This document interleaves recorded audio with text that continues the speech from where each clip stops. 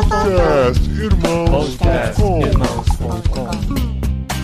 Olá, pessoas! Podcastirmãos.com, Jetlag entrando no ar. Esse é o último do ano, super especial, número 20. E eu sou o Paulinho, estou aqui com o Hugo, que deixou a Índia porque trabalhava com gente do mundo inteiro pra ir pra Inglaterra e descobrir que tinha que trabalhar com gente do mundo inteiro também. Pois é, eu sou o Hugo, eu estou aqui com o Gustavo, que é brasiliense, mas se sente goiano, tem um espírito mineiro e as mãos alemãs, que o rapaz gosta de fazer um queijo e um pão. Tem a mão de mineiro também. Que isso. Agora todo podcast é isso, Gustavo faz pão, Gustavo faz queijo. Vamos ter que gravar um podcast só sobre pão e queijo, Paulinho. Pão de queijo, né? Vai chamar. Bom, mas eu sou o Gustavo e eu tô aqui com a Maressa, que é uma transculturalidade sem sair do nosso país em pessoa. Quase falei encarnada. Ia pegar mal, né? Depende, se for uma coisa da Índia com o hindu, não tem problema, não. Ai, tudo bem, né? Infelizmente, sem sair do Brasil, né? Porque eu tô aqui cavando, pedindo, pelo amor de Deus, me deixa embora, por favor. E eu tô aqui com o Paulinho De Gasperi, que é um cara que diz ter um passaporte italiano, mas usa um bigode mexicano e quer ir pra Espanha, gente. Que conversa é essa? E isso também é querer transculturalidade, hein? Eu quero ser um cidadão internacional. Quero que as pessoas olhem pra mim e não saibam de onde sou, olha só. Bom, então tira o bigode, porque com o bigode vai ser mexicano, não tem erro. Muito bom, gente. Olha que legal. Estamos aqui pro último Jetlag de 2020. Eu prometi que seria especial. E vai ser um Jetlag um pouco diferente. Na verdade, o único que está de Jetlag aqui sou eu, que estou em Campo Grande, Mato Grosso do Sul, uma hora atrás dos demais que estão no horário de Brasília. O Hugo é lá da Inglaterra. Você já conhece o Hugo. Nós gravamos o segundo Jetlag com ele quando ele estava lá na Índia, trabalhando com a escola de inglês que ele fundou lá na Índia, e a escola ainda funciona, ele vai contar essa história. Depois ele foi pra Inglaterra e agora está passando uma temporada no Brasil. Tá aqui com o Gustavo, que você já conhece, que hoje, felizmente, eu não precisei apresentar. E a Maressa, que está estreando no podcastirmãos.com, mas é uma grande amiga nossa. E muitos anos Sonho, gente. Eu orava por isso, vocês não têm noção. Pedi a Deus, por favor, me deixa participar desse podcast. Eu sou consumidora, assim, high level e queria muito estar aqui. E é podcaster também, tem um podcast, um programa na Rádio Transmundial. Como que é o nome do programa, Maressa? Tem a Coluna Lidere e o Influência ao Máximo, que é o podcast. Olha só que legal. Parece programas da CBN, né? Impressionantes esses nomes assim, demais, corporativos. E a gente vai falar aqui sobre um tema muito interessante, que é a questão da interculturalidade do nosso trabalho. Quer seja morando em outro país, como a gente já viu durante toda essa série de Jetlag, quer seja da nossa casa pela internet, tendo contatos com pessoas ao redor do mundo, que é algo que nós todos aqui experimentamos em algum nível. Então venha com a gente para essa experiência transcultural no último episódio da temporada de Jetlag de 2020.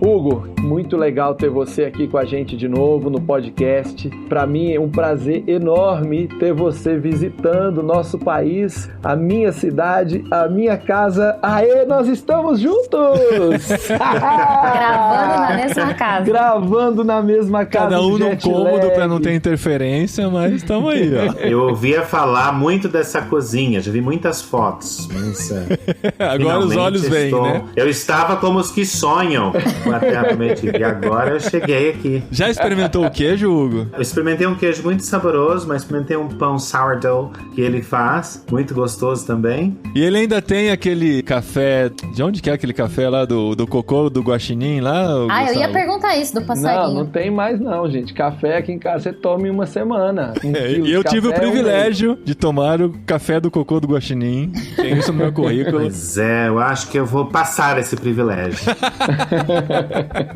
Pode ficar tranquilo, Hugo, que aqui o café que você vai tomar é torrado e moído em casa. Já tomei, e muito gostoso. Mas, Hugo, quanto tempo que você tá fora do Brasil, assim, morando fora do Brasil? Eu estou morando fora do Brasil, saí do Brasil em setembro de 1999, 2 semanas depois de eu me casar. Eu me casei com 2 semanas depois eu saí. Então, quando você saiu, ainda nem existia Facebook, Instagram. Então, você aprendeu a falar essas palavras na pronúncia correta já, né? Não existia nada dessas redes sociais. Existiam cartas que nós escrevíamos e existia orelhão com ficha. Ah, não, já estava chegando os cartões também. Era legal, era chique ter cartão.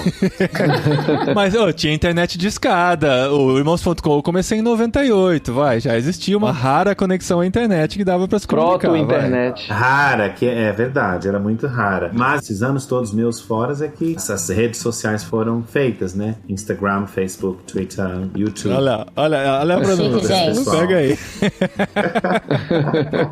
Hugo, vou pedir pros meus filhos te ensinar a falar essas palavras em português.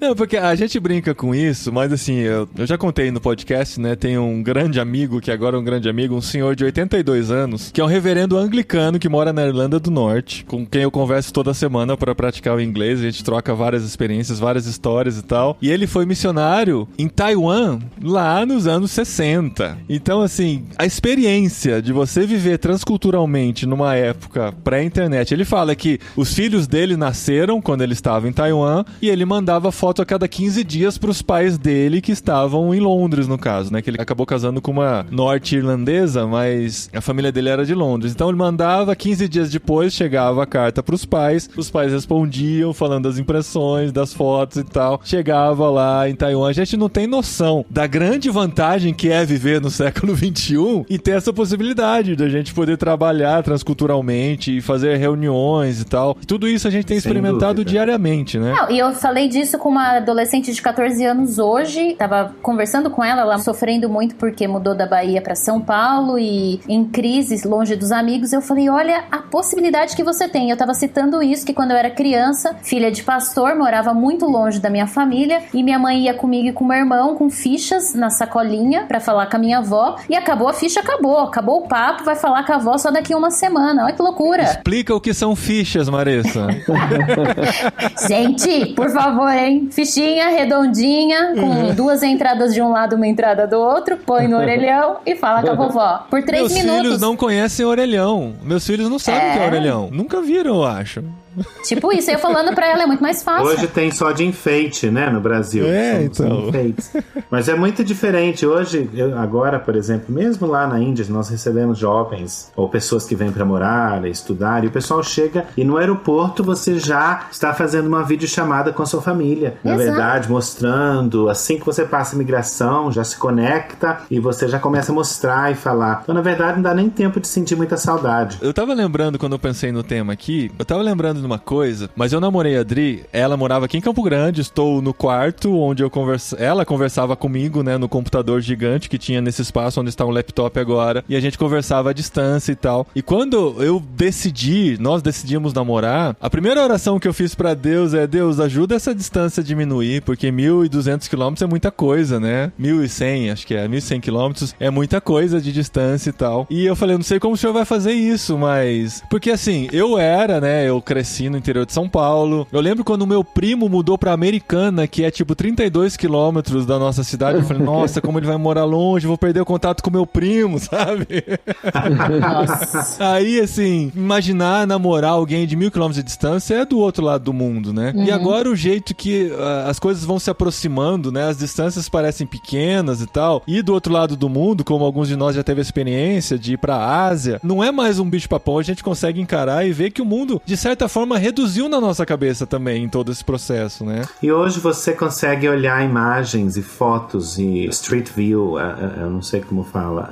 É isso aí, a gente usa essa palavra também. Google Maps, Street View. Só que a gente fala com sotaque, a gente fala Street View. Street View, Ah, tá. Street View e Google Maps, e você consegue olhar imagens e fotos do lugar que você quer ir, por exemplo. E conhecer tudo. Na Índia nós não temos Street View, na Coreia do Sul não tem, alguns países também não tem. mas tem muitas fotos que você consegue ver, né? Eu me lembro que quando eu fui pra Índia a primeira vez, não tinha como ver nada a não ser as fotos de alguém que já tinha ido e trazia as fotos reveladas pra nos mostrar. E você sabe que isso é muito legal mesmo, porque eu e meu marido, como o Gustavo falou, a gente tá louquinho pra ir embora, então a gente tá topando várias possibilidades, né? E aí tinham duas, assim, mais recentes, em lugares bem desconhecidos por nós. E a primeira coisa que eu fiz foi justamente isso, procurar no mapa, buscar ver as ruas, como as pessoas se vestem e realmente indo atrás do Street View. E aí, pra minha surpresa, nesses dois países não tinha Street View, mas tinham várias fotos na internet. Então isso aproxima a gente, ajuda a gente até reduzir choques culturais, né? Se chegar num lugar e se ver de repente lá, sem saber nada do país, você fica assim, meu Deus, o que eu tô fazendo aqui? Por que eu dei de louca, né?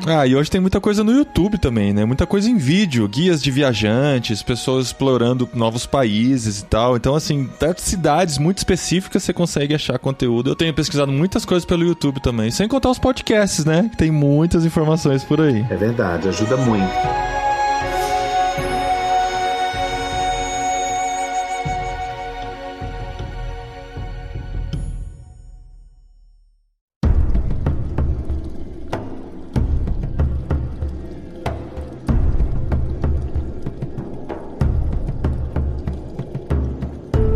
Os nossos ouvintes, eles estão com o Hugo na cabeça, que estava dirigindo uma escola de inglês na Índia. Agora a gente tem um outro Hugo que dirige uma organização baseada lá na Inglaterra. Como é que foi essa transição? O que aconteceu que nesse 1 ano e meio mudou tudo, mesmo sem poder mudar de país? Eu não sei nem como você conseguiu, mas... E você tá aqui em casa, né? Vamos lá, esse é tema para conversa mais tarde.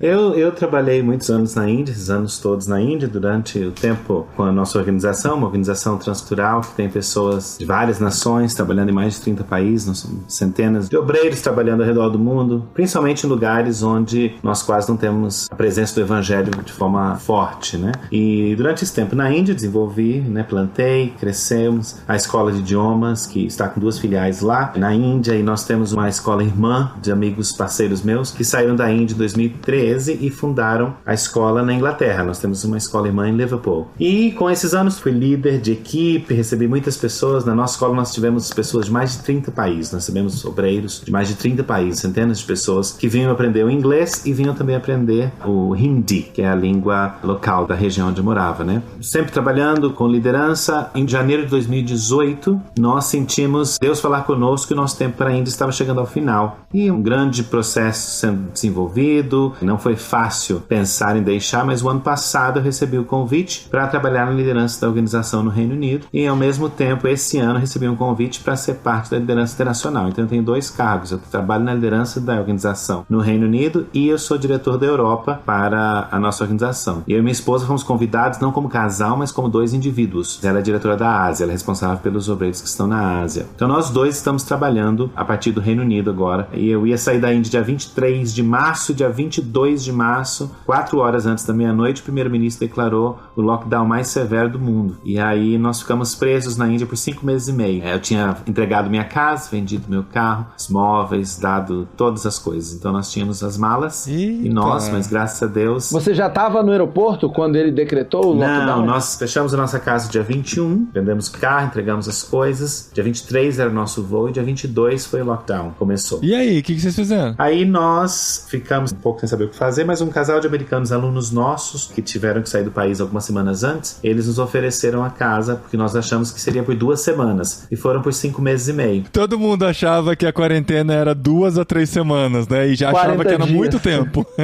Era um absurdo, Sim. tipo, 2 semanas dentro de casa? Sem sair de casa. Preso, não é? 5 meses. Caramba, o que a gente viveu esse ano, né? Mas foi muito especial, vou falar pra você, foi muito, muito especial nós podermos ter ficado na Índia num momento tão difícil em que tantas pessoas precisaram de ajuda, estrangeiros que ficaram lá também, apoio emocional uns aos outros, né? Mas também as pessoas ao nosso redor, muita dificuldade social, pessoas que nós conhecemos, muita fome também, então foi muito especial eu poder ter amado a Índia até o final durante esse período. Bom, então depois de 5 meses você chegou lá na Inglaterra. Aí nós viríamos ao Brasil aplicar o visto, na verdade, né? Para nós podermos mudar para o Reino Unido. Mas, com a questão do lockdown, não pudemos vir. E aí nós, como eu tinha residência na Índia, então apliquei para o visto lá. A embaixada abriu dia 6, dia 7, eu fui com a aplicação para o meu visto. Alguns dias depois nós recebemos o visto, sem dificuldade nenhuma. Dia 17, a British Airways começou a voar de volta da Índia para o Reino Unido e eu consegui comprar passagem para o dia 20. Aí dia 20 nós saímos, chegamos na Inglaterra, tivemos 14 dias de quarentena, uma casa que amigos conseguiram para nós lá, sem poder sair na rua, na porta da casa. Depois de 14 dias, então, nós nos mudamos para a casa dos amigos onde nós estamos até 2 semanas atrás, antes de eu vir para o Brasil. Como é que foi o choque cultural de sair da Índia, que você já estava ambientado, você chama, pelas conversas que temos tido nesses dias, você chama a Índia de sua casa, quando você fala de onde você veio, você não fala interior de São Paulo, você se refere sempre à Índia.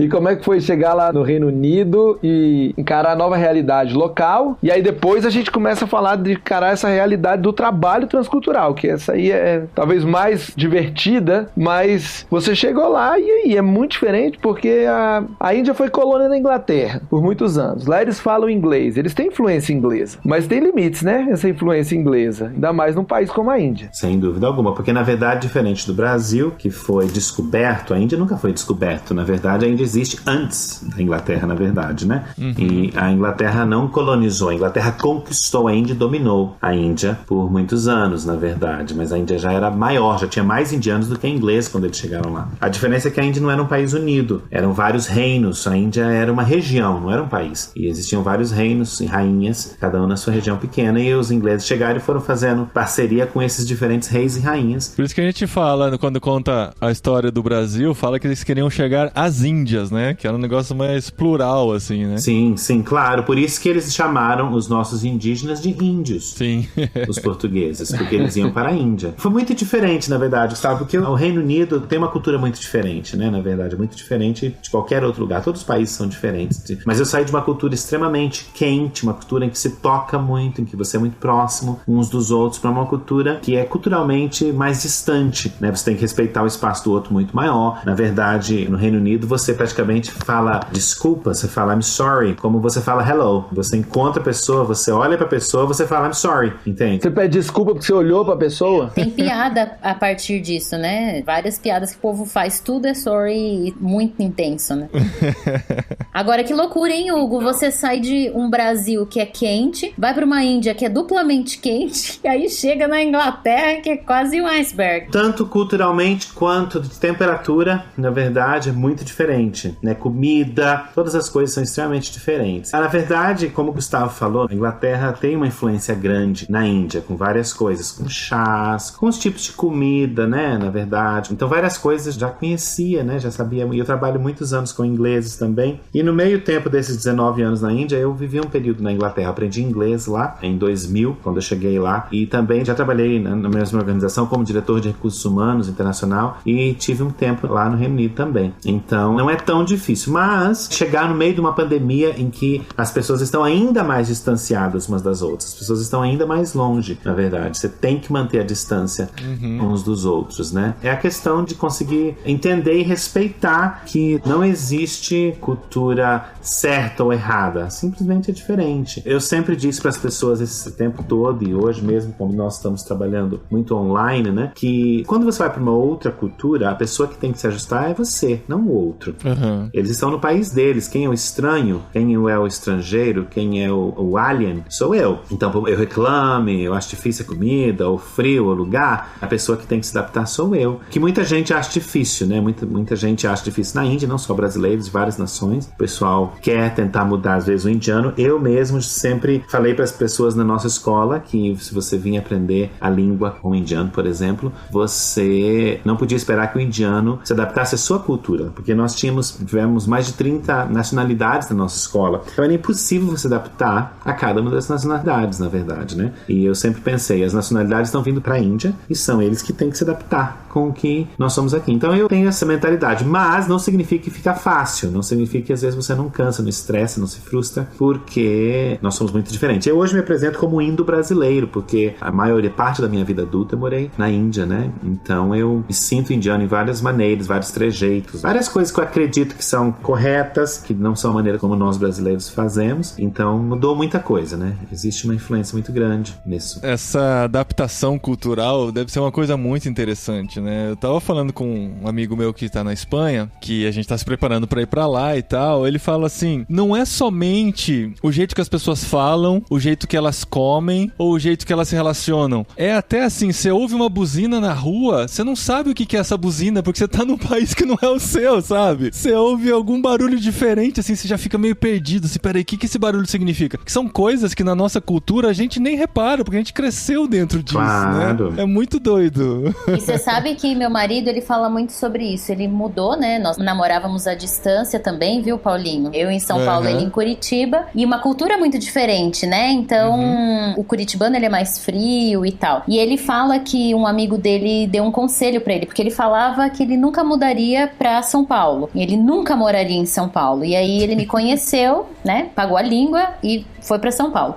E aí ele pediu um conselho de um amigo curitibano que aconteceu a mesma coisa. E aí o amigo dele virou e falou assim, olha, pra você se dar bem num local diferente, numa cultura diferente, nunca compare com a sua. Porque se você começar a fazer comparações, você vai entrar em sofrimento. Simplesmente se adapte e aceite o novo como uma possibilidade de você aprender coisas diferentes através desse jeito de pensar e de ser. Sem contar que isso irrita pra caramba a pessoa do lugar pra onde você foi, né? Você ficar comparando o tom. Não, porque lá no Brasil é assim. Você devia ter falado assim, a gente chama isso disso. É, patente, é piá, não sei o que tem.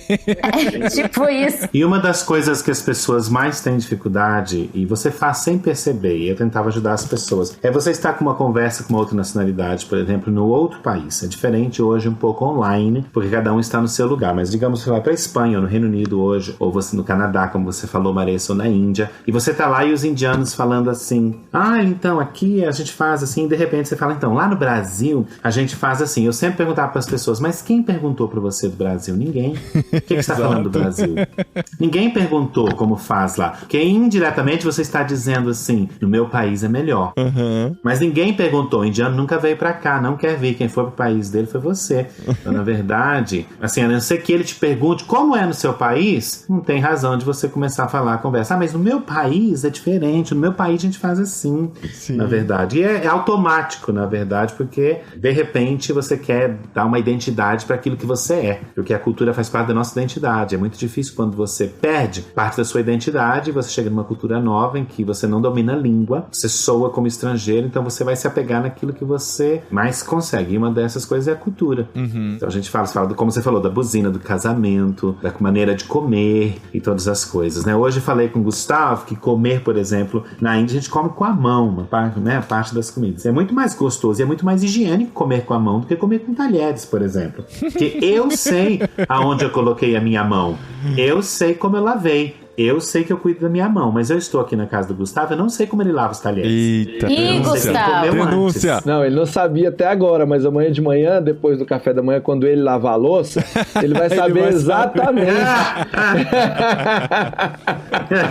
Aí ele vai garantir a qualidade que ele precisa. Então, na verdade, mas você vai num restaurante, por exemplo, você não sabe se lavou bem ou mal. Mas a minha mão eu sei exatamente onde eu coloquei. Outra coisa de cultura que a gente descobriu recentemente, os italianos, eles acham um absurdo suíte. Porque como assim? Você tem um banheiro dentro do seu quarto? E pra gente é a coisa mais natural do mundo, né? Verdade. Questão de higiene, a gente acha super higiênico, né? Mas eles olham pra gente e falam, você tem um banheiro dentro do seu quarto. É como se a gente tivesse um vaso em cima da cama pra eles. E você sabe que a gente não precisa ir muito longe pra falar sobre isso, né? No trabalho, eu vivo num ambiente de trabalho que tem pessoas de diferentes locais do Brasil, e é isso que a gente tá falando, né? Eu acho que um bom treino pra quem tá aí, de repente, ouvindo, que é consumidor alto nível dos podcasts de Jetlag, e gosta e quer, né, se envolver, eu acho que algo importante é a gente começar a fazer esse trabalho mental aqui onde a gente tá. No programa Go Discover da Tent, a gente tem feito essa discussão com o pessoal do programa, e a gente cita muito essa questão de começa no teu trabalho a tentar identificar divergências de cultura. E é engraçado que no meu trabalho é muito isso. Tem algumas pessoas que são da Bahia, outras pessoas que são do interior de São Paulo, outras que são de Minas. E aí começa nisso. Nossa, mas você nunca ouviu falar disso? Nossa, mas que absurdo. Você nunca comeu tal coisa? Nossa, mas na tua terra não tem... Esses dias perguntaram pro rapaz, na tua terra não tem McDonald's? Porque ele nunca tinha comido McDonald's, mas ele nunca comeu McDonald's porque ele não gosta da comida, né? Tipo, a gente começa a criar julgamentos, né, a respeito do outro por querer olhar pro outro com a nossa lente. E eu acho que a cultura tem um pouco disso, né? Então eu acho que um exercício bacana é, no meu trabalho, no lugar onde eu estou, que diferenças eu tenho com as pessoas com quem eu convivo, quais são os pensamentos diferentes, a forma de enxergar a vida, porque isso também tem muito a ver com família, né, gente? Dependendo da família de onde você vem, o bicho começa a pegar. E aí você faz esse treino, né? Que diria os recém-casados, né? Sim. Aí junta duas famílias totalmente diferentes e bota pra morar na mesma casa. A gente leva isso pro nível transcultural de outros países, mas como a Marisa falou, tem dentro do país essa diferença e tem dentro do casamento mesmo. A gente, quando casa, a gente leva a nossa cultura, o cônjuge leva a cultura dele ou dela, e a gente cria uma nova cultura, uma terceira cultura ainda, né, dentro de casa. Claro. É bem doido isso mesmo. Claro, muito diferente, né? A maneira da criação. A cultura faz parte de quem nós somos. A cultura faz parte muito da nossa identidade. E quando você muda parte ou uma outra cultura influencia você, é difícil depois voltar para sua própria cultura também. É difícil se adaptar na sua própria cultura. Né? Então, todas essas coisas fazem a conversa cultural ser muito interessante. E por incrível que pareça, já tem acho que uns 12 anos que eu voltei da Argentina e morei lá pouco mais de um ano. E até hoje eu ainda tenho alguns hábitos e algumas influências daquele ano de cultura argentina, né? Ele toma chimarrão todo dia em jejum, antes do café da manhã, e me chamava pra acompanhá-lo quando eu estava na casa dele. E chimarrão e argentino, erva argentina, não erva brasileira. Claro. Ou alguma curiosidade, você sentiu isso vindo agora aqui pro Brasil? Porque assim, né, Índia, Inglaterra e agora você veio pra cá e teoricamente, tá? Você é brasileiro. Como é que foi você tentando comprar um equipamento para o seu computador na loja de eletrônicos? Então, o dia que eu cheguei à noite, no dia seguinte de manhã, porque meu computador é diferente a cabo. Tomada. Conector. Isso, essa palavra. E aí eu fui numa loja e falei pro rapaz assim, você tem um plug pra eu colocar no meu computador pra adaptar pro Brasil? Aí ele olhou pra mim e falou assim, você é de qual país? Aí eu falei, por quê? Ele falou, porque você tem sotaque. Aí ele começou a conversar comigo em inglês e eu fiquei praticando com ele inglês por meia hora. Ah, que bom, né? E ajudando. Pelo menos ele entendeu o plug, né? Podia acontecer da pessoa não fazer ideia do que você tá falando. O que é um plug? Claro, eu chamo de plug. Gente, pega o plug aí. Eu não sabia. Então, na verdade, eu sinto todas as vezes que eu volto, Marisa, eu sinto com a comida, eu sinto com a falta de tempero. O pessoal pode falar, a comida brasileira é temperada. Sim, na comida especial, mas a comida diária, geralmente não, né? O arroz e feijão de todo dia é arroz e feijão com cebola e alho. E depois de todos esses anos na Índia, eu acho assim, isso meio sonso. Então, eu concordo, tá, Hugo? Eu sempre tenho coentro, sempre tem uma erva diferente, porque eu não gosto desse negócio a mais. Sonso, não, E a questão de, por exemplo, nós não temos muita coragem. Quando você mora fora há muito tempo, ou de uma outra cultura, você consegue olhar as coisas que não são tão boas na sua cultura e as coisas que são muito boas. Então as coisas são muito boas, você guarda. As coisas então são muito boas, você muda. Por exemplo, nós não temos muita coragem de falar, de ser direto. Então se alguém te convida para alguma coisa e você não quer ir, maioria das pessoas, a minha experiência aqui, não tem coragem de falar assim, não quero, não posso ir, realmente não gosto desse tipo de filme, ou não gosto desse tipo de comida, não vou. É só da coragem também, Hugo. Eu tenho pensado muito sobre isso. É muito de como a pessoa vai receber isso também, porque nem quem fala, nem quem ouve tá preparado pra isso, entendeu? Então, esse é um dos problemas que eu tenho, Convive porque eu falo. Comigo pra você ver, eu falo também que eu não então, mas que a gente vai aprendendo. As pessoas se assustam, né, quando você fala, não vou, não quero ir, ou coisas assim. Mas brasileiro fala muito assim, eu te dou uma ligadinha, isso significa, não vou nunca, na verdade, né? Ou o pessoal fala assim, passa lá em casa qualquer dia, não significa um convite verdadeiro, isso é só porque ele não sabe o que falar e precisa terminar a conversa de alguma maneira.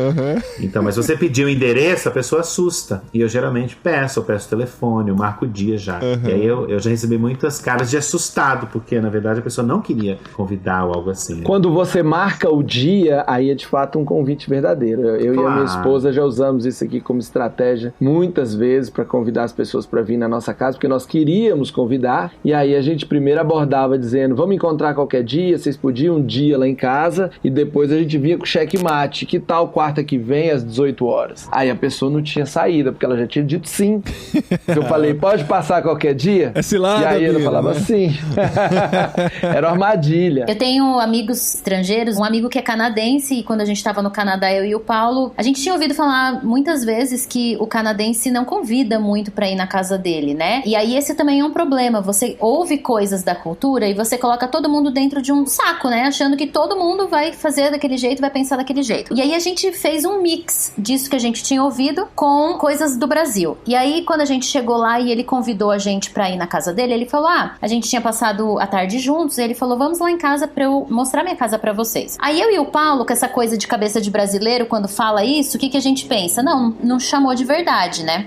Porque a gente guardou na cabeça que canadense não gosta, né, de ter as pessoas muito tempo em casa e que elas marcam o horário de entrada e horário de saída, horário de início de alguma coisa e horário de fim. E juntamos com a ideia do brasileiro que não, né? Brasileiro convida por convidar. E aí falamos que não. Nunca mais ele convidou a gente pra ir na casa dele. E aí depois a gente ficou assim, tipo, com o coração partido. E aí a gente foi conversando com ele sobre isso e a gente foi entendendo melhor da cultura. Então acho que isso também é um cuidado pra gente tomar, né, Hugo? Porque a gente também faz pressupostos da cultura do outro a partir do que nos contam. A gente põe todo mundo dentro de um mesmo grupo e aí junta com os preconceitos que a gente tem também daquele local, né? Eu acredito que uma das principais barreiras para você trabalhar com outra cultura são estereótipos. Nós temos estereótipos de que as pessoas são assim, as pessoas são daquela maneira, as pessoas são assado, né? E as pessoas também têm estereótipos do Brasil, na verdade, né? E então quando você age de forma diferente, as pessoas geralmente assustam, porque nós acreditamos que as pessoas falam, por exemplo, ingleses são frios, mas isso não é verdade. É verdade, eu tenho muitos amigos ingleses, estou morando na casa de um casal de amigos ingleses agora,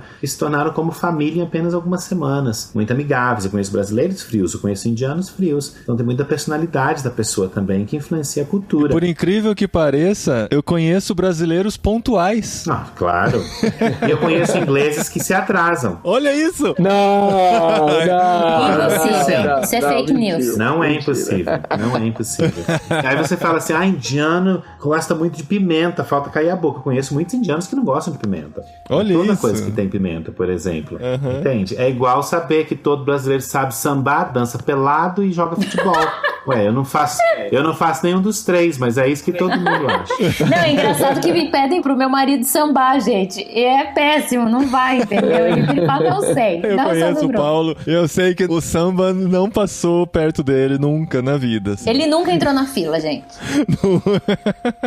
Na Argentina o pessoal me chamava pra jogar bola, vocês não têm noção. Eu não ia, e eles não conseguiam entender porque que eu não ia. Tá doido, eu não gosto, nunca gostei, não sei jogar, cresci vesgo, não acertava uma mira pra acertar bola de nada.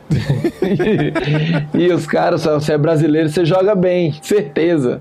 Então são estereótipos que nós achamos. Mas Hugo, isso tem a ver, esse seu choque ao voltar pro Brasil, é claro que tem muito a ver com o tempo que você já passou fora, mas tem a ver principalmente com o fato de você ter ido intencionalmente para se envolver com a cultura. Porque acontece muito de pessoas, a gente já falou isso aqui diversas vezes, da pessoa ir para outro país e levar o feijão do Brasil, levar o arroz do Brasil, levar o Toddy e viver um Brasilzinho dentro do outro país, né? E se relacionar só com brasileiros e tal. E você se entregou para a nova cultura, né? É por isso que você sente uma grande diferença quando volta. Sem dúvida. Várias coisas aconteceram que eu e minha esposa escolhemos, na verdade. Como eu trabalho com ensino de idiomas há muitos anos já, uma das coisas que brasileiros mais têm dificuldades, falando do nosso povo, né? O pessoal vai para os Estados Unidos, para o Reino Unido, Canadá e para a Índia também, aprender inglês e passa passa tempos lá, 1, 2, 3, 4 anos e não aprende. Por quê? Porque hoje, na época da internet, aquela tia que você via uma vez quando casava alguém, você quer falar com ela toda semana no WhatsApp, no Zoom, no Skype. Entende? Você via sua mãe uma vez a cada 2 semanas, mas agora você fala com sua mãe 3 vezes por dia, que é necessário. Você quer ouvir todas as músicas possíveis, todos os louvores que se lançaram, todas as mensagens na sua língua. E eu sempre falo para os meus alunos, deixe o português, porque o português não vai sair da sua cabeça, mas a língua nova precisa entrar. Então eu e minha esposa sempre fomos muito intencionais com respeito à língua e à cultura. Entende? A minha cultura não vou esquecer, a minha língua não vou esquecer. Mas a cultura nova eu preciso me entregar completamente. Então nós geralmente nos entregamos completamente à tradição, à maneira de fazer, à maneira de comer, até o design da casa, de como colocar as coisas, assim, por exemplo. Porque na verdade eu não quero que necessariamente a pessoa do país que eu estou entre na minha casa e sinta que está numa casa fora do país dele, numa casa estrangeira. Algumas coisas são impossíveis, né? Por exemplo, toda casa na Índia tem uma cama na sala. E isso nós nunca colocamos. Então toda sala na Índia tem uma cama, geralmente uma cama de solteiro, e isso nós nunca conseguimos colocar. Qual que é a intenção? Pra dar uma dormidinha mesmo? Não, é porque tem muita gente na casa, né? Então às vezes não cabe no quarto mesmo. Eu acho que é isso, mas nunca na verdade descobri. Mas assim, casas de pessoas de muita classe, muito alta, não tem, né? Mas é muito raro. Vai ter um divã, vai ter alguma coisa pra você se reclinar. Olha que legal. Mas, por exemplo, nós quase não comemos arroz e feijão, minha esposa e eu mais. A gente come talvez 1 ou 2 vezes no mês. Então a gente come comidas variadas. Nós comemos muita comida do lugar e comida de outros países que nós conhecemos, pessoas que cozinharam pra nós. Mas eu conheço brasileiros que moram na Ásia, moram na Europa há muitos anos, e se não comer arroz e feijão, passa mal. Então eu hoje não consigo comer arroz e feijão, por exemplo, 3, 4, 5 dias Já posso seguidos. ir pra Índia, gente. Tô dentro. Não, e você sabe que isso é engraçado mesmo. E eu acho que comida diz muito sobre a cultura. Se você quer conhecer uma cultura, prove os sabores dela, né? Prove a comida, entre dentro desse aspecto. Eu e o Paulo, quando começamos a viajar pra fora, a gente foi viajar com um casal em que, principalmente o marido, sentiu muita falta do arroz e feijão. E a gente ficou só 14 dias num país diferente. Ele reclamava todos os dias que não tinha arroz e feijão. E a gente falava assim, gente, não pode. Aproveita. Não tava aproveitando, Agora, deixa eu voltar numa questão que você falou do estereótipo, que eu acho que tem mais uma dica bacana aí, né? Mas eu ouvi muito sobre se você quer liderar ou se você quer aprender mais sobre uma cultura, não crie esses estereótipos e chegue com um coração humilde, com os olhos abertos e os ouvidos bem abertos também para perguntar mais, olhar mais, observar mais, para que os estereótipos saiam de cena e que você tenha uma nova concepção daquelas pessoas. E nas reuniões do Go Ahead, e aí o Gustavo vai saber, a Deepa, que é da Índia, ela estava contando pra gente numa das reuniões de planejamento, né, do programa internacionalmente, e aí ela virou e falou assim, olha, cuidado realmente em tirar conclusões sobre a Índia como um todo, porque ela diz, no sul tem um tipo de comportamento e no norte tem outro tipo de comportamento. Então, quando a gente for falar sobre determinado assunto, pergunte de que região é e pergunte pra pessoa qual é a opinião dela sobre aquilo, para que você compreenda e aí sim faça comentários disso, né, ou sugestões. Na verdade, é que nós pensamos, é como se o Brasil hoje, essa potência mundial que nós somos, né, o Brasil saísse daqui, chegasse da Europa e falasse assim, eu vou conquistar a Europa. E daqui a 50 anos o Brasil resolvesse ir embora e deu independência e a Europa virou um país só. É isso que aconteceu com a Índia. Então, na verdade, você falar para um italiano que ele é espanhol, ele fica nervoso. Você falar para um francês que ele é suíço, ele fica nervoso. Você falar para um tcheco que ele é norueguês, ele fica nervoso. Não tem nada a ver. Se você falar para um irlandês que ele é escocês, ele já fica nervoso? Que tá dentro do Mas o irlandês é nervoso, né, gente? Por falar em estereótipo, né? Exatamente. Só o estereótipo. Só o estereótipo. É isso, olha lá, ó. Então, na verdade, as pessoas pensam na Índia como uma coisa só e tudo igual. A terra da pimenta e tudo isso. Não é verdade. Cada estado, o estado que eu morei, a língua que eu aprendi, viajando para o estado vizinho, eu não conseguia conseguia ler as coisas, porque a escrita é diferente, entende? A cultura é diferente. Dentro de cada estado tem subdivisões enormes, na verdade, culturalmente. No meu estado, apesar de ser uma língua principal, nós tínhamos 3 outras línguas que se falavam, dependendo da região, da área das montanhas. E não é dialeto, como a pessoa fala, é um dialeto? Não é dialeto igual de São Paulo, de Goiás, que é um dialeto do português, na verdade, né?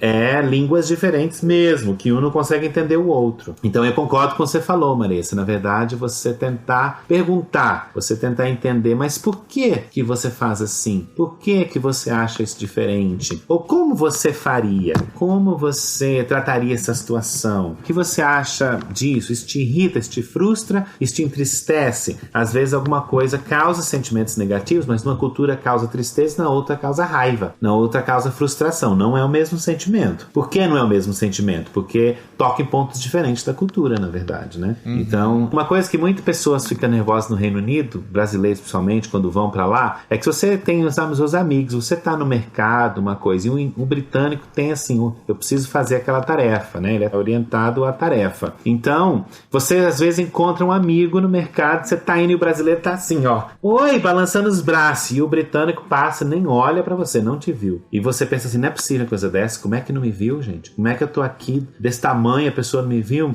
E depois você conversa com a pessoa e a pessoa não viu mesmo, porque a pessoa tava focada naquilo que ela estava indo fazer. E não é de maldade, não é de nada, né? Simplesmente porque é diferente. Mas nós tiramos conclusões de que, a pessoa tá chateada, a pessoa não gosta, a pessoa isso e aquilo, né? E é bom deixar bem claro que pode ser que tenha algum inglês que vai te abraçar também, tá? Porque eles não são uniformes. Muito. Fora do Covid, né, Muito. gente? É, exatamente.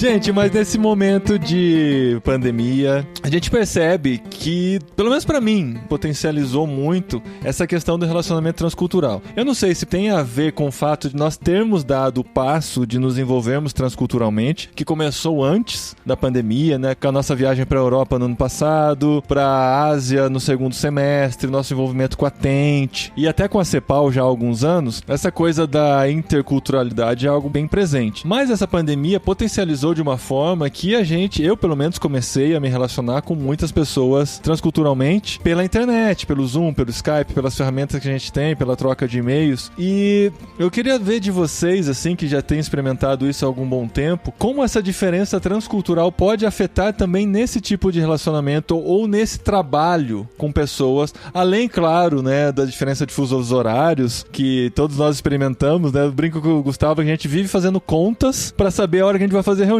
E eu já perdi uma reunião por fazer conta errada. Isso já aconteceu comigo, eu pedi 1000 desculpas. Falei, caramba, eu marquei o horário, fiz a conta errada, não percebi que tinha entrado o horário de inverno na Itália e escrevi pra ela, ainda bem que ela estava disponível e pôde fazer a reunião 1 hora depois. Mas já aconteceu uma experiência muito legal que eu tive de fazer pela OMF uma reunião, que o fuso horário começava na Califórnia e terminava na Austrália, passava por Singapura, por Londres, e sem encaixar uma reunião com gente ao redor do mundo todo é uma coisa impressionante, né? É muito difícil. Hoje eu participei de uma reunião com 100 pessoas. O horário, a pessoa em Oregon, nos Estados Unidos, era 5 horas da manhã. E a pessoa no Japão, eu acredito que era às 10 da noite, talvez. E é muito legal isso, né, gente? É muito legal. Você se vendo na câmera da pessoa, um tá vendo o sol nascer, o outro já tá no escuro do quarto. É muito emocionante. O que eu acho mais divertido é todo dia de manhã eu entro numa reunião cedinho e eu falo bom dia, boa tarde, boa noite. E aí o pessoal responde bom dia, boa tarde, boa noite. Porque tem gente em todos os horários. Eu acho isso super divertido. E eu acredito que esse momento da pandemia, o que ele fez foi facilitar as coisas. Porque todo mundo que tinha medo, que tinha receio de entrar numa reunião online, de se relacionar de forma online, tinha muita gente que estava arraigada, eu preciso pegar um avião e ir para outro lugar. Eu preciso chegar e te encontrar. E aí a pessoa parou de ter essa opção. A gente, por exemplo, na Tente, a gente tinha muito o hábito de fazer eventos e nos eventos a gente encontrava a equipe. E esse ano a gente não fez nenhum evento presencial e a gente aqui no Brasil fez a reunião de planejamento na primeira semana de janeiro, só que o planejamento furou, porque aí depois não podia fazer mais nada. Eu participei de tanta reunião de planejamento em janeiro e fevereiro, que arrependimento. Quanto tempo perdido, gente? Vocês dois estavam estavam aqui, né? Paulinho e Marissa estavam aqui com a gente na reunião. Mas teve a do Vocari também, cara. A gente passou 3 dias num retiro, planejando o ano, cara. Mas assim, não usou 1% do que a gente planejou depois de 3 dias de trabalho. Mudou tudo. Mas na verdade melhorou, desenvolveu suas habilidades de planejamento, né? Foi uma boa prática. Excelente, Hugo. Hugo, eu ia falar isso. Eu sou muito orientada à tarefa, a resultado, e eu gosto muito de planejamento. O medo que eu tenho é que depois da pandemia as pessoas achem que elas não precisam mais planejar. E é justamente o contrário. A gente precisa planejar, mas nós precisamos ter a flexibilidade de fazer os ajustes de trajeto durante esse percurso, né? Porque imagina se não tivesse planejamento nenhum. O Gustavo não teria Maressa dentro da Tente, o Paulinho de Gaspar, então alguma coisa desse planejamento ficou, né, Gustavo? Mas o que a gente evoluiu bastante nesse ano como organizações foi que os membros das organizações aceitaram se relacionar de forma online, aprenderam a usar as ferramentas online, as mais diversas, perderam o medo, perderam a trava. Então a gente faz reuniões com pessoas idosas que entram numa reunião no Zoom. Sim. E que no máximo que eles fazem é te perguntar qual é o link, me manda no meu WhatsApp web. Pessoas que antes não se relacionavam de forma online tão intensa. Só que isso trouxe novos desafios para nós como líderes. Então quando a gente está liderando transculturalmente ao vivo, a gente já abordou bastante isso aqui hoje nesse bate-papo, a gente chega no outro país. Então o Hugo chegou na Inglaterra. E aí lá na Inglaterra ele é um estrangeiro e ele está se relacionando com ingleses. Agora eu sou um brasileiro que estou no Brasil me relacionando com nigerianos, liberianos, sul-africanos, noruegueses, panamenhos, costarriquenhos, equatorianos, indianos na mesma hora, na mesma equipe. Tempo, né? Eu não saí do meu país. Então eu não preciso tirar o meu óculos e colocar o óculos dele. Nesse momento o Gustavo tirou de fato o óculos e está mostrando para a câmera, para quem não está vendo, tá? Gustavo, aí eu jogo uma pergunta de volta pra você. Será que não? Porque numa sala de Zoom ou Skype, ou o que quer que seja transcultural, qual é a cultura que lidera a reunião? Que é diferente. Mas como definir isso, é muito Hugo? Diferente. Será que a gente consegue, tipo aquela comida de cruzeiro que é internacional, sabe? A gente consegue... Eu nunca fui pro cruzeiro, mas eu sei que é. Que você tem que conversar, na verdade, porque geralmente, as pessoas não percebem, mas geralmente, quem dá o tom pra conversa é o host, entende? Então, dependente de onde o host é onde vai ser a cultura. Então, por exemplo, hoje eu estava liderando essa reunião, eu liderei essa reunião com 100 pessoas, com um inglês que mora na Alemanha, e eu, um brasileiro indiano que mora na Inglaterra agora. E foi interessante porque você via a minha espontaneidade, que eu gosto de ser espontâneo, e o choque do rapaz, todas as vezes que eu falava alguma coisa que não estava no nosso script, que a gente não tinha conversado antes. Os olhos dele regalavam, e era óbvio que ele estava assim pensando, onde ele está indo agora, porque nós não conversamos sobre isso. E eu amo fazer esse tipo de coisa. Então, assim, sobre mutar os microfones, sobre quem fala primeiro, sobre quanto tempo você fala, qual é o tempo, porque a da cultura permite, nós mesmos aqui entre nós 4 já cortamos um ao outro várias vezes, depois o Paulinho vai ajudar e vai dar um jeito pra parecer que não. Essa é a graça do podcast, né, gente? Cortamos um ao outro, o que na verdade algumas culturas isso não acontece. Então se você tá numa reunião que é um norueguês ou um britânico ou um canadense que está liderando, e você como brasileiro entra na conversa da pessoa, você vai ter um problema sério, porque você não trocou os óculos. Gente, ó, do jeito que eu tô fazendo agora, tô falando por cima do Hugo. Se eu não faço isso, eu nunca consigo falar, porque vai emendando uma conversa na outra e às vezes a gente tem que se atropelar mesmo pra conseguir. Não, então, Paulinho, peraí. Não, peraí, eu que vou falar aqui. Quem emenda são os brasileiros. Peraí, não consigo falar. É verdade, você ouve podcasts gringos, americanos e tal, eles têm a fala direitinho, um conclui a fala, o outro tem a pausa, ou tem a pausa, ou a deixa pro outro acrescentar e tal, mas eu gosto muito mais do nosso estilo. Eu levantei a mão aqui na ferramenta. Levantei a mão, ferramenta de levantar a mão. Me dá uma palavra. Vamos deixar o Gustavo falar, não. Uma das coisas que a gente faz, na verdade, é você mutar a pessoa. Se você é o host, você muta a pessoa. Então, se a pessoa não para e vai numa linha de 3 minutos... Hoje eu participei de uma reunião de oração. Então, um brasileiro pegou e começou a orar. Nós tínhamos 20 minutos. E o brasileiro dá 1, dá 2, dá 3, dá 4, Você cortou a oração dele, Hugo? Não, mas quando deu 6, eu comecei a ficar desesperado. Porque eu pensei assim... E as outras pessoas, meu filho, faz oração de frases pequenas. Faz oração de 1 minuto, que o Senhor tem também 100 pessoas, escuta.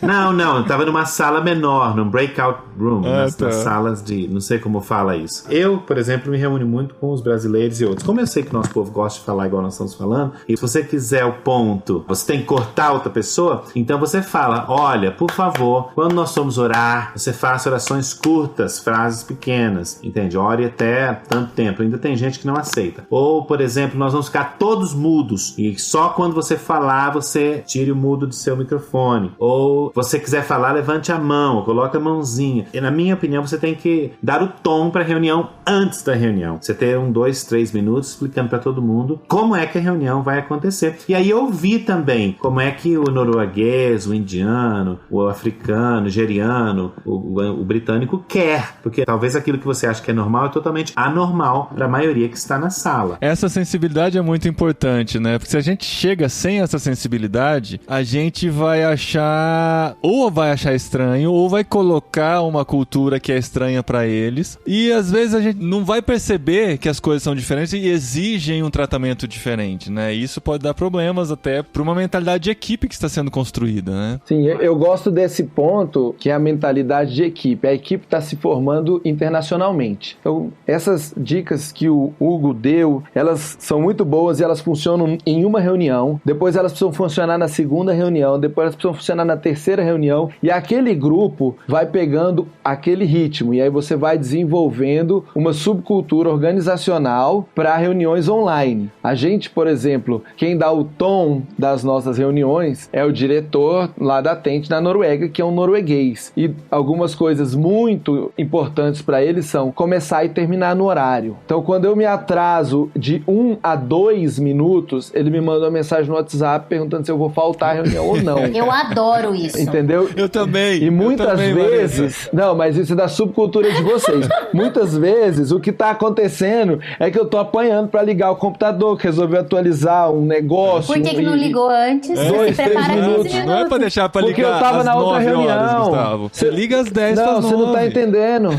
Já fica esperando. Vocês que fazem uma reunião por dia, tudo bem. Eu entendo, Gustavo. Eu irrito muito, por exemplo, estando no Reino Unido, quando você tem uma reunião em que nós temos 5 de fala inglês e nós temos 10 de fala português e espanhol. Mas a reunião tem que ser em inglês porque os 10 de fala de português e espanhol falam inglês e os 5 ingleses não falam a outra língua. E a questão de pontualidade, que não é importante. O importante é eu estar com vocês. O importante não é a hora. É importante o horário, mas não é o mais importante, na verdade. Claro, por causa da cultura. A cara da Maressa de meu Deus do céu, né, tá vendo que a cultura dela é diferente da do Hugo. Não, gente, atraso pra mim é um negócio que machuca o coração. Eu entendo, mas e o terminar também é. Então, você de repente está contando algo muito especial, importante pra mim, eu falo assim, desculpa, Paulinho, mas falta 1 minuto pra eu ir e a gente continua semana que vem. Deus e às vezes você nem tem nada importante depois, né? Só porque era o que estava combinado, né? Porque é o horário que era. Uhum. Então, o que eu aprendi? Eu aprendi que se eu vou atrasar, eu aviso as pessoas pra quem o horário é importante. Já aprendi isso também. A duras penas. E se você vai... Nós digamos aqui que nós íamos terminar meia-noite, 10 para meia-noite, mas nós estamos vendo que não vai. Então você já fala assim, olha, gente, eu acho que nós vamos terminar. Todo mundo concorda? Dá pra ficar mais 15 minutos depois? Agora, se eu falar a 2 para meia-noite, todo mundo vai falar, não posso, desculpa. Uhum. Mas agora você tem um pouquinho de tempo pra processar, na verdade, e aí talvez dá pra ficar. Ainda bem que você tá na casa do Gustavo hoje, né, Hugo? Assim, você não tem nem como inventar desculpa. Não, nem mas vocês sabem é que essa coisa de atrasar, né, de combinar essa questão do atraso, eu tava sondando um país, né, um dos países que eu e o Paulo a gente tá sondando, e aí justamente surgiu esse assunto, e a gente conversando com o pessoal desse país específico, a gente perguntou, como que é a cultura de reuniões e de relacionamento? E aí eles falaram, olha, aqui reunião não tem horário pra começar. Pra gente é mais importante o tempo juntos do que o horário de começo. Aí eu já falei assim, gente, eu vou passar mal num lugar desse, eu não posso, tipo assim, fala que tem uma reunião hoje. Eu faço uma agenda, eu tenho algo organizado. Mas olha como isso é importante. É importante até pra você ver quais são os tipos de cultura que te afetam mais. No sentido de você ter que se adaptar mais, né? A essa sem cultura. Dúvida. E outra coisa, na Índia, por exemplo, não é nem a questão da pessoa, é que a infraestrutura do país não te permite. Então, às vezes, você tá dirigindo, você pensa que daqui na Sendastad são 20 minutos dirigindo, mas aí o que acontece? Tem 5 vacas paradas no meio do caminho que não deixam você dirigir, tá tendo uma manifestação, uma caminhada de hindus ou de muçulmanos, ou uma grande multidão na sexta-feira perto da mesquita orando, e você tem que parar. E aí o tempo que você planejou, que você chega lá, você não chega. Ou você vai comprar um sapato, você fala, tenho 20 minutos para comprar um sapato, mas você anda em várias lojas porque o seu número, a sua cor não tem, porque não tem aquilo que você quer. Então a estrutura do país não permite que a sociedade seja extremamente voltada ao tempo. Nós estamos ficando voltados ao tempo mais no Brasil porque o país se desenvolve, as coisas ficam melhores, mais rápidas. Então você está numa conexão ruim, lá na Nigéria, lá na Índia, por exemplo, e você não tem como você falar assim, eu vou só fazer um pagamento no banco rapidinho aqui em 5 minutos e eu te encontro, porque não vai durar 5 minutos, vai demorar muito tempo. Mas quando você está lá e quando você está estressado, você esquece isso, você então culpa a pessoa, mas a pessoa não conhece diferente. Quem conhece diferente é você que foi para outra cultura, a pessoa não conhece diferente, na verdade. E aí vem um ponto que eu acho muito importante, que a gente como cristão, a gente tem que ter uma sensibilidade para esses problemas culturais, por mais que a gente esteja num time multicultural e que passe por situações onde você se sente ofendido e você fala o seguinte, essa outra pessoa tem inteligência cultural suficiente para não me ofender com esse comentário. Sem dúvida. E aí eu tive uma oportunidade de exercitar essa humildade e trabalhar ela. Eu estava numa reunião e o colega da Nigéria, que já me conhece há alguns anos, no meio da reunião eu falei assim, quem pode fazer uma ata dessa reunião? Eu perguntei, ninguém se ofereceu. Eu falei, não, então eu faço. Aí o nigeriano falou, é melhor você não fazer, porque pode ser que a gente não entenda seu inglês. Depois de um tempão de reunião já, assim, você falando um monte. Não, a gente tava 3 dias juntos fazendo reunião direto. Naquele mesmo ano a gente tinha ido pro congresso nas Filipinas, ficamos hospedados, eu e ele no mesmo quarto, 5 dias. e ele mandou essa no meu inglês. Não, e o inglês do nigeriano, né, que é mega fácil de entender. Mega fácil, ele fala o dialeto dele. E assim, na hora eu tomei um choque, né, e eu me ofendi. E aí eu falei, não, eu tenho que colocar o olhar dele. Só que eu não conseguia achar o olhar dele porque eu o via como uma pessoa preparada transculturalmente. Nós dois tínhamos nos encontrado nas Filipinas, a gente estava na Noruega, ele é um líder que treina missionários, entendeu? Então eu esperava dele mais sensibilidade. E aí, depois conversando com a minha esposa, a gente chegou à conclusão que se eu que tive essa percepção dos dois lados da cultura, é que Deus estava abrindo meu olho e que eu é que tinha que demonstrar o amor do cristianismo, não me ofender, continuar me relacionando com ele, me esforçar para melhorar o inglês, se fosse mesmo o caso, mas a gente precisa, como líder transcultural, de ter essa sensibilidade. Vai ter horas que você tem que baixar a guarda, você vai se ofender, você vai se chatear, por mais aberto transculturalmente, preparado que você esteja, mas aí você lembra que você é cristão e que você quer demonstrar para aquele povo que você está liderando o país verdadeiramente de onde mas você ainda vem. Não superou isso, né, Gustavo? Não, superei, continuo conversando com ele, até indiquei a Maressa para trabalhar numa equipe com ele. Eu tenho uma explicação linguística para isso, Gustavo, que eu posso te dar depois, de por que ele falou do seu inglês. Não, dá para todo mundo ouvir. Conta pra gente agora. A explicação é, o nigeriano, o indiano, o singapuriano, ele nasce e cresce falando inglês. O sotaque dele é aceito internacionalmente como um dos sotaques de inglês. Então, o sotaque indiano não tem o sotaque errado. Não é só o sotaque britânico e americano, né? Você tem todos os outros. E quando você olha todo o Império Britânico, todo que chama de Commonwealth em inglês, aonde as pessoas nascem, por exemplo, você tem o inglês singapuriano, você tem o inglês sul da África, você tem inglês, por exemplo, como da Nigéria, você tem o inglês da Índia e Paquistão, Bangladesh, que é muito parecido ali, que foram colônias britânicas. E eles nascem, muitos nascem, crescem falando inglês, e é um sotaque aceito como um dos sotaques de inglês, como é o escocês, como é o inglês, e como é o galês e o irlandês. Mas o nosso, que foi aprendido, não é considerado um sotaque de inglês. Eu acho que isso faz tanto sentido que na prova do IELTS eu tinha que fazer prova do listening com o sotaque indiano e com o sotaque australiano e com o sotaque de outros países. Você tinha que entender todos os sotaques? Sim, cai na prova. Caramba! Concordo. Quando eu preparo alunos para IELTS e dos livros que eu uso, eles usam de vários lugares. Por quê? Porque, na verdade, se você pega um inglês e você dá um indiano falando ou um nigeriano, o inglês não tem nenhum problema de entender, porque é um sotaque aceito como um dos sotaques do inglês. Entendi. E um sotaque de uma pessoa de fala latina, ou de grega, ou de russa, ou de japonês ou de chinês, não é natural. Então você tem que trabalhar muito bem na pronúncia, o que muitas pessoas chegam no nível bom da língua de inglês, espanhol. Eu conheço muitos brasileiros, eu posso falar mais do nosso povo, né? Que chega no nível muito bom de conhecimento, mas a pronúncia é ruim, porque nunca arrumou, porque acha assim, entende assim mesmo, e na verdade entende assim mesmo, então as pessoas assim, se entende mais a gramática errada e a pronúncia correta do que a pronúncia errada e a gramática correta. Olha só. Olha só, isso é um ótimo alívio pra mim, porque gramática pra mim é pior do que eu sou. Sim. E eu acho que uma coisa legal também que me fez pensar isso que você falou, Gustavo, é assim, quando alguém fala isso, a gente toma pra nós, né? O que ele tem contra o jeito como eu estou falando? E às vezes eu acho que a gente tem isso, né? A gente brinca e fala de estereótipos, mas eu falei logo em seguida um estereótipo, e acontece isso. E aí a gente fala de respeitar e tal, mas a gente também acaba julgando, assim, porque eu tinha muito isso, de conviver com pessoas de outros países, e eu falava, gente, mas eu não tô entendendo essa língua, nossa, que pronúncia ruim. Quem disse que é ruim? É ruim pra quem, né? É ruim pra mim, que não tô entendendo, ou é ruim? Então acho que faz a gente refletir também sobre isso, né? E melhorar o nosso... E você tem pessoas que falam didaticamente ruim mesmo, né? Você tem brasileiros que falam didaticamente. Eu, dependendo da área de Portugal, eu não entendo o que a pessoa fala. Eu tenho participado de algumas reuniões pela OMF, e esse casal de amigos meus, né, que estão no Brasil, me incentivam muito, né? Foram até os que me mandaram lá pra Ásia ano passado, tal, me colocaram na fogueira, né? Eu aceitei e foi muito interessante. E quando eu participo em reuniões e eu tenho que explicar as coisas em inglês e tal, a gente sempre fica com aquela insegurança, sabe?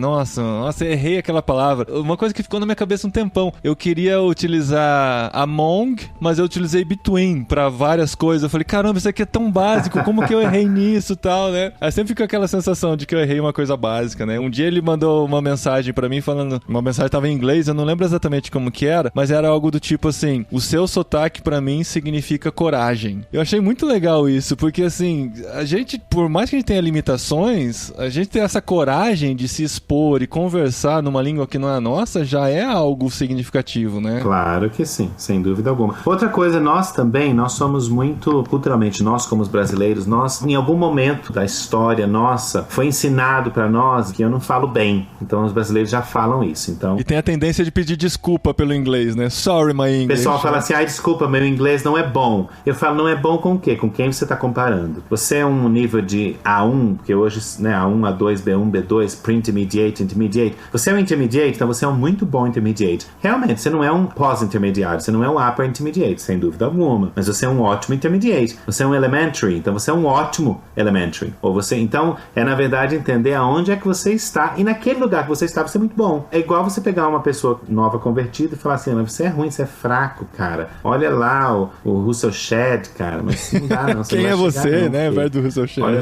mas o Russell Shedd caminhou com Jesus, você não parece Paulo, mas ele não parece Paulo mesmo, ele não parece Russell Shedd mesmo, ele não parece ainda, entende? E a mesma coisa com respeito ao idioma, mas nós já começamos a pedir desculpa. Então essa questão também de aceitar que o nível tá diferente, de aceitar a correção e de aceitar que pode melhorar. Não existe aquele que não pode melhorar. Se você acha que você já fala uma língua estrangeira bem suficiente, que você não precisa melhorar, então você não fala.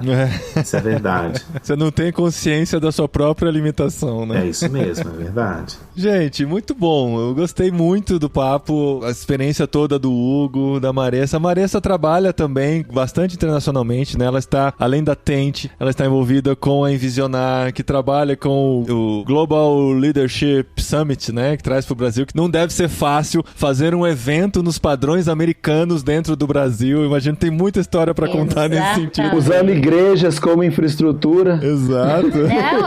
E isso é muito verdade. Eu quero fazer só mais um adendo. Pra mim, em relação a essa questão de cultura, tem um gap não, né? Tem uma diferença muito grande entre a cultura corporativa e a cultura cristã. E eu saí do mundo corporativo e hoje eu estou trabalhando só com cristãos praticamente. E isso também exige de nós um outro olhar, né? E essa necessidade de começar a compreender a partir do ponto de vista do outro, né? Compreender por que ele pensa desse jeito. E realmente, além dessa diferença cultural do corporativo pro cristão, tem essa diferença realmente, Paulinho, da cultura americana tendo que ser implementada aqui no Brasil, nos moldes que a gente tem aqui no Brasil, com a realidade que a gente tem aqui no Brasil. É um desafio. No próximo ano, não posso deixar de fazer meu jabá, né?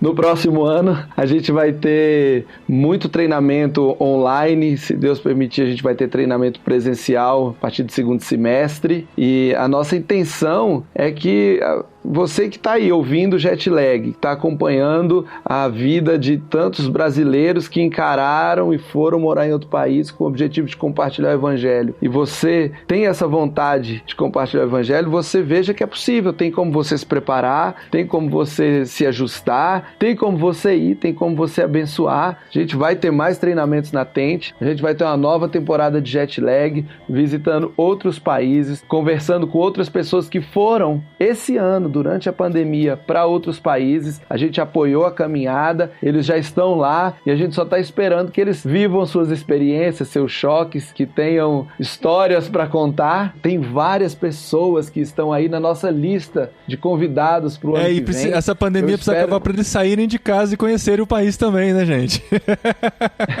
A gente falou de Go Ahead, falamos de Go Discover, e esses são programas da Tente. Então eu aconselho, se você tá perdido, chegou agora e não sabe do que a gente tá falando, entra no site da Tente, que também vai estar aí no post, e vocês conseguem conhecer melhor dos nossos programas. E nos programas a gente trabalha também a questão da transculturalidade, dessa adaptação da língua, e a gente aborda esses temas de forma mais profunda, então vale muito a pena. Se as pessoas aí, olha, com essa questão toda online, como eu falei, nós temos as escolas na Índia, nós temos escola no Reino Unido, escolas que você pode aprender inglês, espanhol, alemão, conosco online, é um custo-benefício maior, professores extremamente qualificados, que eu garanto que você vai aprender, você pode ter o seu dinheiro de volta. Olha, eu garanto isso.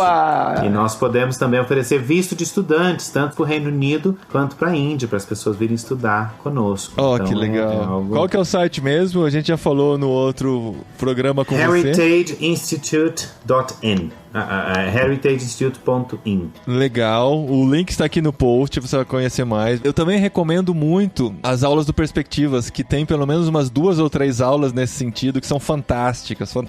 O Perspectivas está sendo oferecido online, então para você conhecer mais sobre o desafio transcultural, o desafio missionário, e entender mais sobre essas questões culturais, Perspectivas Brasil é um super curso para você fazer também, ó. Então não faltam opções para você melhorar aí no seu aprimoramento, no seu preparo. E tudo online hoje disponível, né? Tudo disponível online agora, exatamente. E uma última indicação muito legal. Vamos ver se eu vou falar certo. O Hugo vai fazer minha correção do inglês, tá? Culture Bound é um site muito legal que tem podcast falando sobre cultura, transculturalidade. É um grupo americano que tá falando sobre isso. E eu, como tô me preparando, tenho ouvido esses podcasts justamente com tema de cultura. Então vale muito a pena. E é em inglês pra quem tá querendo treinar, né? Ouvido, treinar o inglês aí, é uma ótima indicação. Qual que é o nome? Fala de novo, porque... Ai, meu Deus, não, fala aí, Hugo, fala aí, que eu vou ficar com vergonha. Culture Bound. Culture Bound. Você sabe que significa em direção à cultura. Exatamente. Okay, certo. Em direção à cultura. Hein? Viu, gente? Que chique, tem aula de inglês e de pronúncia no podcast. É isso aí.